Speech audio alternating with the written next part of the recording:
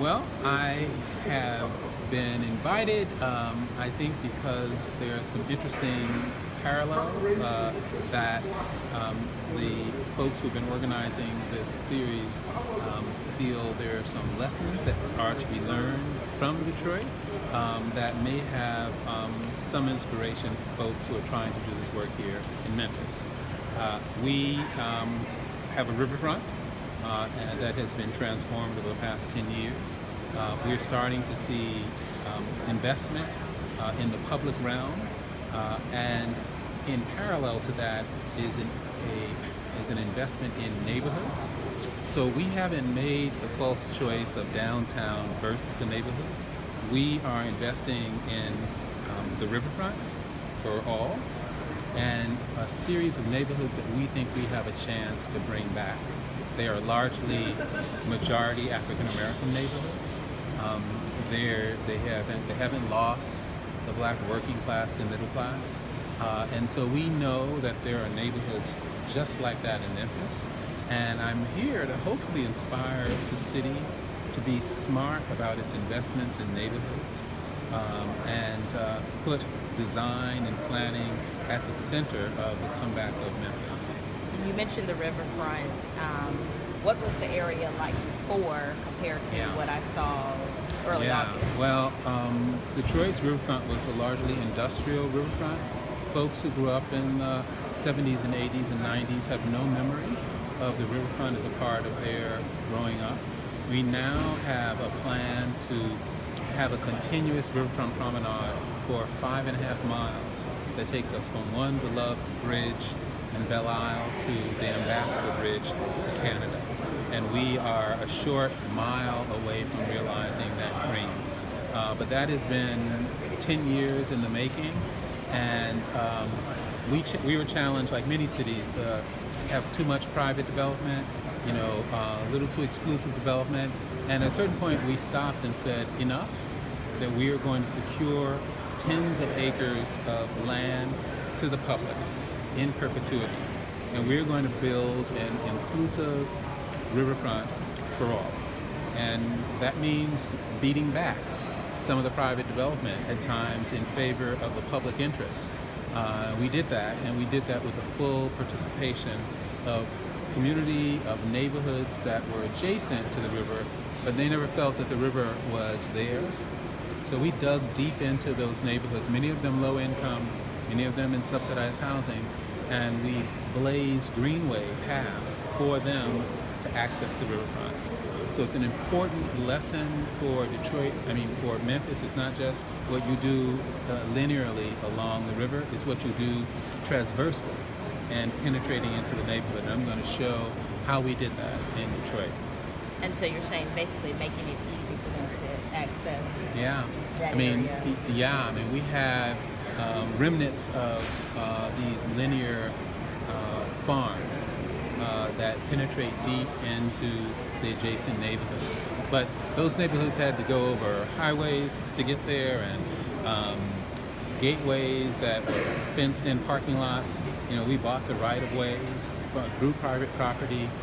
We're going in, and the initial investment on the riverfront is not on the riverfront. It's in the neighborhoods to facilitate their access to get to this world-class riverfront that we're trying to build. What is your advice to Memphis city leaders? How can Memphis work to do some of the same things you're doing to get this city back to what it needs to be? Well, I think you need to really build on the assets you have. The riverfront genuinely has the potential to be a riverfront for all. But there are adjacent neighborhoods that need to be tended to so that they have access to the riverfront, that there's investment in those neighborhoods, and that residents there can stay. So, I don't know my geography well, but I know there's the Bluff, but then there's MLK Park. I think they need to move forward hand in hand. And that signals to people that all people will be valued on the riverfront. And that was our main objective in Detroit, and we are well on the way. I think another thing that I would encourage is Memphis to lead with the public investment. The private investment will follow. But as a public entity, you set the standard. You set the standard for excellence. You set the collective vision for this community, and then the private development will organize itself around that. And that's basically what we did. Private development doesn't drive the vision of a city. The public does, and residents do. So you have to be engaged. You have to staff accordingly so that there are neighborhood planners that work with residents, so they see the larger benefit to them of investment going in their riverfront, which is generally not a neighborhood. And I have often said that the heart of any city recovery is in its downtown.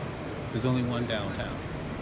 But the soul of a city is in those neighborhoods. And there are many, many souls. And you have to tend to the heart and soul of your city. And that would be my message for Memphis. Anything else you want to say or add? Any closing remarks? Oh, I'm through. This is good. I'm looking forward to the audience and looking forward to the work that you are really well poised to do. Yeah. Thank you. Yeah. I appreciate that. Thanks for your time. Lee Smith with the Tri-State Defender. Okay. Just a quick question. How big a part of what you've seen happen in Detroit was immediately tied to home ownership and trying to juice home ownership in these neighborhoods where people may not have assets or that type of thing? Well, our communities were hit pretty hard by the foreclosure crisis in 2008-9. Same here. And so we inherited by default thousands of houses, perfectly fine houses that people walked away from. And so home ownership is a key piece. It's not the only piece to stabilizing and retaining residents. Affordable rental is very important. So we try to include a mix of menu options for families. So we don't do exclusively home ownership. Home ownership is very important, but affordable rental is equally important.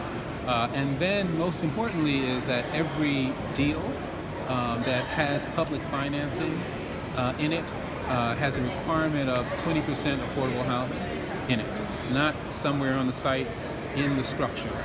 So when developers come to us, they come already knowing that that's the baseline. And then we look to layer that for deeper affordability.